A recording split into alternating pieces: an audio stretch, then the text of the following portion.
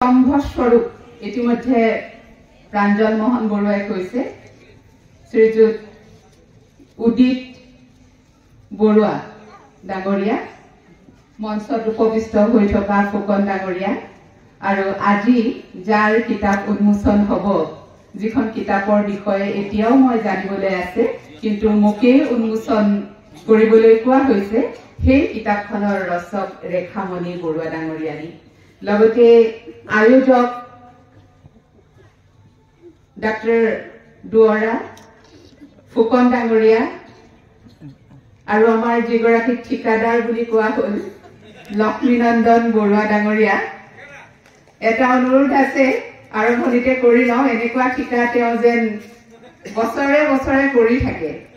যিটো ঠিকাৰ পৰা এই অঞ্চলটোৰ এটা পৰিচয় নিৰ্মাণ হয় তেনেকুৱা ঠিকা তেখেতৰ লগতে তেখেতৰ যিসকল অনুজ আছে অগ্ৰজসকলে দেখুওৱা বাটত তেখেত গৈছে বুলি আমি অনুমান কৰিছো অনুজ যিসকল আছে তেখেত সকলো উঠি আহক তেখেতৰ পদাংক অনুকৰণ কৰি তেনেকুৱা ঠিকা বহুজনে লওক এয়াই কামনা এতিয়া বকতা অঞ্চলটোত কি আছে প্ৰাঞ্জলে ইতিমধ্যে কৈছে যে আহোম স্বৰ্গদেউ খুজৰ গিৰিপনী লগতে মোহন দেওধাই সকলৰ সাত্বিকতা আহোম সকলৰ পূজাৰী মোহন দেওধাই সকল ইয়াত একেবাৰে এইটো জলজল পটপট কৰি থকা এটা কথা যে ইয়াত এটা স্বকীয়তা আহোম সকলৰ আছে আৰু সেইটো এই অঞ্চলৰ মানুহখিনিয়ে বৰ্তাই ৰখাত কৃপণালি কৰা নাই কাৰণ পাৰিজাত বুলি ক'লেই যিটো ধাৰণা মনলৈ আহে সেইটো হৈছে আহোম সকলৰ এটা পৰিচয় পাৰিজাত বকতাৰ পাৰিজাত আৰু এই অঞ্চলটোৰ মানুহখিনিৰ সৈতে যেতিয়া আমাৰ যোগাযোগ হয় যেতিয়া তেখেতসকলৰ সান্নিধ্যলৈ আমি আহিছো তেতিয়া এটাই অনুভৱ হৈছে যে আপোনালোকক আচলতে ক'বলগীয়া কৰিবলগীয়া কিবা এটা আছে বুলি মনে নধৰে কাৰণ ইমান উচ্চ চিন্তা আৰু সকলো দিশতে আগবঢ়া আচলতে ধনাঢ্য হোৱাটোৱে ডাঙৰ কথা নহয় টকা পইচাৰে ধনাঢ্য হোৱাটো মনৰ ধনাঢ্য সংস্কৃতিৰ ধনাঢ্য হয় আৰু সেইবাবে আজি এই ঠাইডোখৰত যিখিনি মানুহ সমবেত হৈ আছে সংখ্যাত হয়তো বহুত নহব পাৰে কিন্তু প্ৰতিজনেই 1000 জন মানুহৰ সমান বুলি মই নিজে গণ্য কৰিছো প্ৰতিগৰাকীয়ে ইয়াত উপস্থিত থকা আৰু মই ভুল নহয় বুলিও মোৰ মনে বাৰে বাৰে মুখে প্ৰতীয়মান কৰায় যে হয় এই অঞ্চলত থকা লোকসকল সন্মুখত বহি আছে মোহন শইকীয়াদেৱ কোনে চিনি নাপায় সকলোৱে তেখেতৰ কৰ্মৰ শলাগ লয় ডক্টৰ দুৱৰা তেখেতক কোনে চিনি নাপায় সকলোৱে তেখেতক বৰুৱা নহয় জানো ৰূপম বৰুৱা ডক্টৰ ৰূপম বৰুৱা সকলোৱে তেখেতক চিনি পায় আৰু এগৰাকী খুব হৃদয়বান সমাজৰ বাবে কাম কৰা ব্যক্তি বুলি জানে আৰু এই অঞ্চলৰ মইনাসকলক মই আগতেও লগ পাইছো অতি সুখকৰ অনুভৱ যেতিয়া মই লগ পাইছিলো 3 বছৰীয়া ছোৱালী এজনীয়ে হাতত মাইক্ৰফোন লৈ নৱকান্ত বৰুৱাৰ কঠিন কবিতা এটি হেলা ৰঙে মুখস্থ গাইছে আচৰিত যি কি নহওক আজি এই অনুষ্ঠানটিলৈ মোক আমন্ত্ৰণ কৰি অনা হৈছে মহিলাসকলৰ গীত মাতৰ অনুষ্ঠান এটি উন্মোচন কৰিবলৈ মঞ্চ উদ্বোধনৰ বাবে মহিলাসকলক কিবা ক'বলগীয়া আছে নেকি ইয়াত মহিলা সবলীকৰণৰ বাবে আমি আকাশবাণী ডিব্ৰুগড়ে বহু দিনৰ পৰা কাম কৰি আছো আৰু তাৰেই এগৰাকী সৈনিক হিচাপে মই যোৱা 11 বছৰ কাম কৰি আছো এই সময়ছোৱাত যেতিয়া আমি বিভিন্ন ঠাইত বিভিন্ন বিষয়ত গৱেষণা কৰিছো তেতিয়া মহিলাসকল পিছ পৰি থকাৰ এটাই কাৰণ বুলি ভবা হয় যে তেওঁলোকে নিজকে চিনি নাপায় মহিলাসকল শক্তিৰ ইমান এটা ডাঙৰ উৎস ইমান এটা ডাঙৰ আকৰ যে আমি ভাবিবও নোৱাৰো পুৰুষসকলক অকমান একাষৰীয়া কৰি থোৱা হৈছে আহিম আকৌ কিন্তু মহিলাসকলৰ বিষয়ে যেহেতু মই দুই এষাৰ মোৰ মনত থকা কথা ব্যক্ত কৰিবই লাগিব সেই কৈছো যে মহিলাসকলে নিজক চিনি পোৱাৰ প্ৰয়োজনীয়তা কিমান সেয়া বুজাই ক'ব নোৱাৰো এতিয়া মোৰ সন্মুখত বহি থকা যিসকল মহিলা আছে কিমান বয়সৰ মান হ'ব বাৰু শেষৰ বয়সটো মই আইতা এগৰাকী দেখিছো 80 বছৰ মান হ'বনে বাৰু ইয়াতে আইতা এগৰাকী আছিল হয় আপোনাৰ জীৱনৰ অভিজ্ঞতাৰ পৰা আমি জানিবলগীয়া যে কিমান আছে আৰু আপোনাৰ যিখিনি অভিজ্ঞতা সেইখিনিয়ে আমাৰ মহিলাসকলক আপোনাৰ চাৰিওদিশে থকা সমাজখনৰ মহিলাসকলক আগবঢ়াই নিবলৈ হাতত জোৰ লৈ আগবাঢ়ি যাব লাগিব কি তাত কৰিবলগীয়া আছে সকলোৱে আমি জানোৱে যে মহিলাসকলে আচলতে নিজক গুৰুত্ব নিদিয়ে কম দিয়ে গুৰুত্ব সকলোলৈ চাওঁতে নিজে সদায় পিছ পৰি থাকে কিয় মহিলাসকলে মহিলা বুলি নহয় আচলতে নিজকে মানুহ বুলি প্ৰথমতে গণ্য কৰিব লাগিব পুৰুষ মহিলা বুলি সমাজৰ যিটো ভাগ বিতৰণ আছে সেই বিতৰণটোৰ ঠাইত কেৱল মানুহ হিচাপে আমি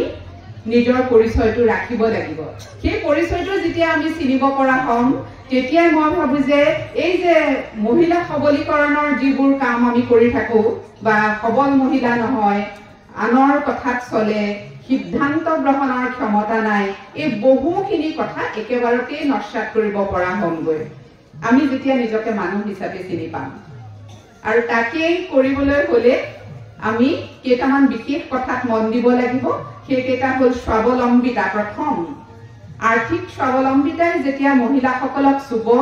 তেওঁলোকে নিজে সিদ্ধান্ত গ্ৰহণ কৰিব পৰাৰ অধিকাৰী হ'ব আৰু ঘৰৰ যিজন সিদ্ধান্ত গ্ৰহণকাৰী পুৰুষ বুলি সাধাৰণতে আমি কওঁ তেখেতৰ সমানে সমানে কান্ধত কান্ধ মিলাই এখন ঘৰ পৰিচালনাৰ দায়িত্ব সমানে সমানে ভাগ বটাই ল'ব পৰা হ'ব এই সমানতাটো আমাক লাগে কিন্তু নাৰীবাদৰ নামত যিটো সাধাৰণতে পুৰুষৰ সমান সমান বুলি আমি কওঁ সেই বস্তুটো কিন্তু বুজি পোৱাৰ খুবেই দৰকাৰ আছে সেইটো অন্তঃকৰণেৰে আমি বুজিব লাগিব ধাৰণাটো কি নাৰীবাদ কি আমি ওমেনিজমৰ কথা কৈ অনবৰত লাগি থাকো কিন্তু নাৰীবাদ মানে পুৰুষক পিছ পেলোৱা নহয় সেই ভুল ধাৰণাটো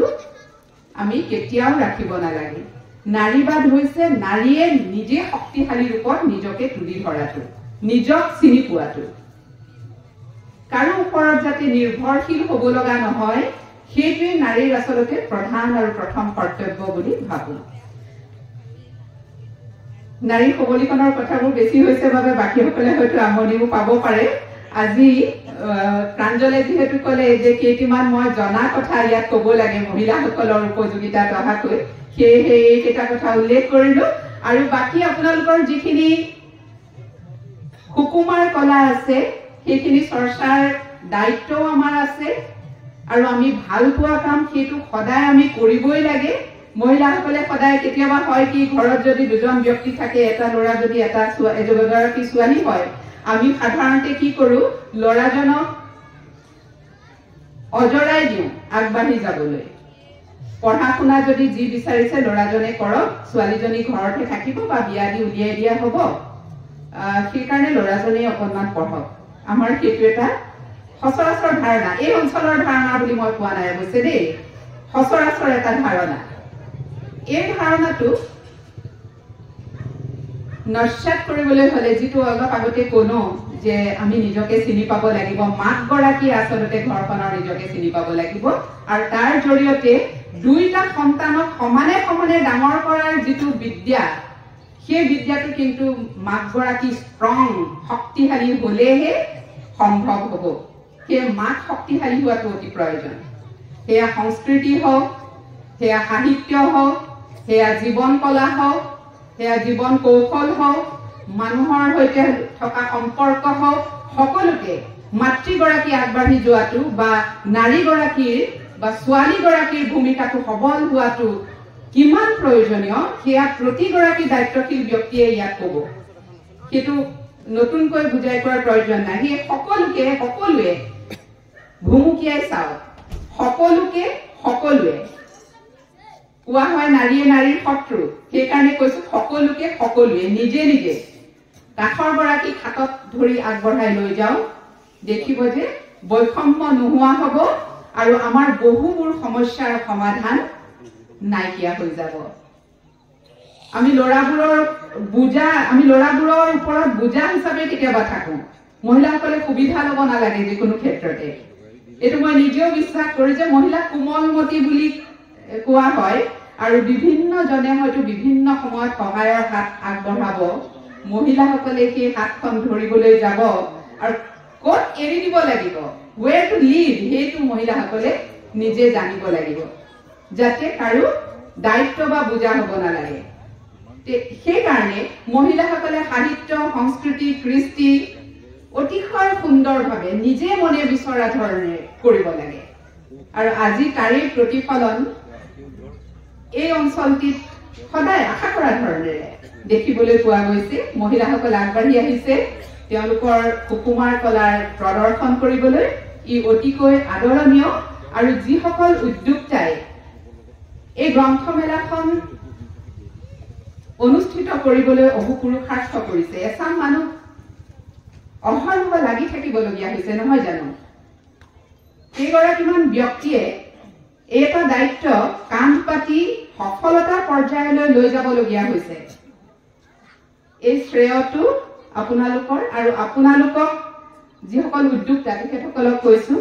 আপোনালোকক কৃতজ্ঞতাৰ ভাষা কোনেও বিচাৰি নাপায় আমিতো নাপাওঁই মই বাহিৰৰ পৰা আহিছো কোনেও বিচাৰি নাপায় এই কাৰণে আপোনালোকৰ এই দায়িত্বই এই কাৰ্যই পৰৱৰ্তী প্ৰজন্মৰ বাবে যিখিনি দায়িত্ব কাম পাতি লৈ গৈছে যিখিনি গুৰু দায়িত্ব বুলিয়ে কৈছো কান্ধত লৈছে হেতুৰ ফলাফল হয়তো কিমান সুদূৰ প্ৰসাৰী হ'ব আজি এই মঞ্চত কিয় হৈ কৈ দিব পৰা অৱস্থাত নাই যেনেকৈ কিছুমান কামৰ ফলাফল বহু সুদূৰ প্ৰসাৰী হয় প্ৰজন্মৰ পিছত প্ৰজন্ম ভোগ কৰিবলৈ পায় এই গ্ৰন্থমেলাৰ আয়োজনো তেনে এটি গুৰু দায়িত্ব তেনে এটি কাম তেখেতসকলক মই আন্তৰিকতাৰে ধন্যবাদ জ্ঞাপন কৰিছো আৰু ৰাইজে তেখেতসকলৰ প্ৰতি কৃতজ্ঞ হোৱাটো বিচাৰো আপোনালোকলৈ কৃতজ্ঞতা আৰু নতশিৰে প্ৰণাম জনাইছো আয়োজকসকললৈ বাকি গ্ৰন্থমেলা আমি দেখিছো মফচলীয়া অঞ্চলত খুব পৰিপাটিকৈ কম কিতাপ আছে কিন্তু এটা পৰিৱেশ সৃষ্টি কৰিব পৰাকৈ আপোনালোকে এইখিনি কষ্ট কৰিছে খুব সুন্দৰ এটা পৰিৱেশ ইয়াত বিৰাজ কৰিছে শেষত গ্ৰন্থৰ মঞ্চ উদ্বোধনৰ কথালৈ যেতিয়া আহিছো এই অনুষ্ঠানটিলে গ্ৰন্থৰ বিষয়ে এষাৰ কথা কওঁ সকলোৰে ক্ষেত্ৰত প্ৰযোজ্য কথা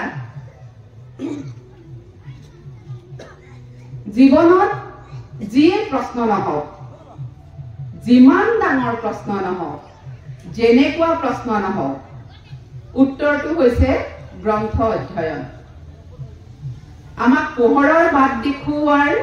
একমাত্ৰ মাধ্যমটিয়ে হৈছে গ্ৰন্থ অধ্যয়ন জীৱনত জনাৰ একমাত্ৰ মাধ্যমটিয়ে হৈছে গ্ৰন্থ অধ্যয়ন সেই গ্ৰন্থ অধ্যয়নৰ আন্দোলন এটা এই মুহূৰ্তত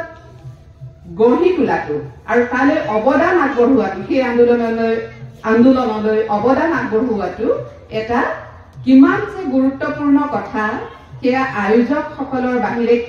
ভালকৈ আৰু কিমানে জানিব কণ কণ মইনাহঁতৰ উদ্দেশ্যে এটা কথা কওঁ যে জীৱনত যদি ভাল কাম বুলি ভাবা এটা তাৰে ভিতৰত হৈছে যিবোৰ ভাল কাম বুলি ভাবিব পৰা আছে তাৰে ভিতৰত প্ৰধানটো হৈছে গ্ৰন্থ অধ্যয়ন এইখিনি সময়ত অতিব প্ৰয়োজন এই কাৰণে যে যান্ত্ৰিকতাৰ ধুমুহাই আমাৰ হাতত যিটো যন্ত্ৰৰে আমি এতিয়া ফটো তুলি আছো আমি ভিডিঅ' কৰি আছো সেই যন্ত্ৰটোৱে আমাৰ ইমান সময়ৰ অপচয় কৰাইছে সমীক্ষাৰ পৰা আমি এটা কথা জানিছো যে সৃষ্টিশীলতা ধ্বংস কৰাত এই যন্ত্ৰটোৰ কিন্তু সাংঘাতিক এটা অৰিহণা আছে আমি যি দেখুৱাইছে আমি তাকে চাইছো তাকেই অৱগাহন কৰি কৰি সময় পাৰ কৰাই আমাৰ নিজৰ মগজুটো আমি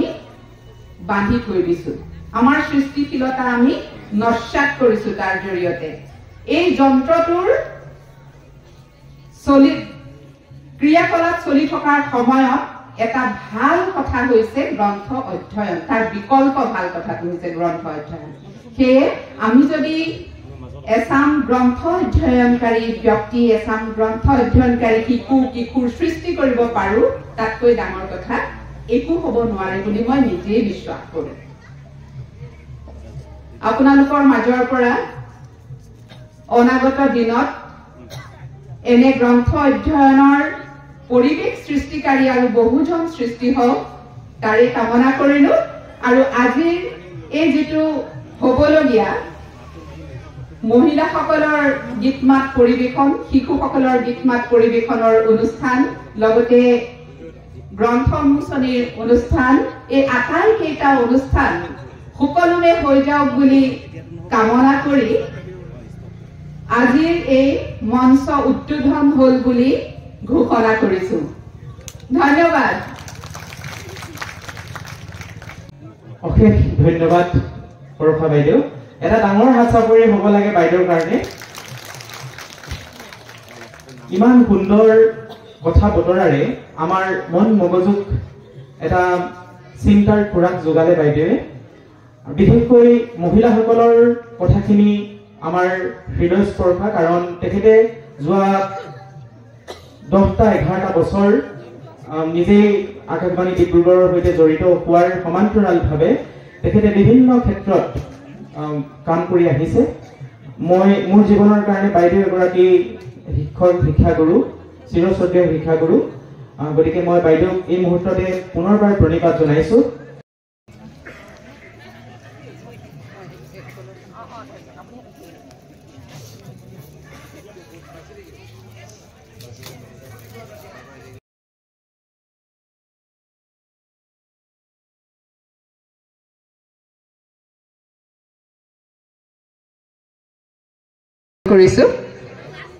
তেখেতৰ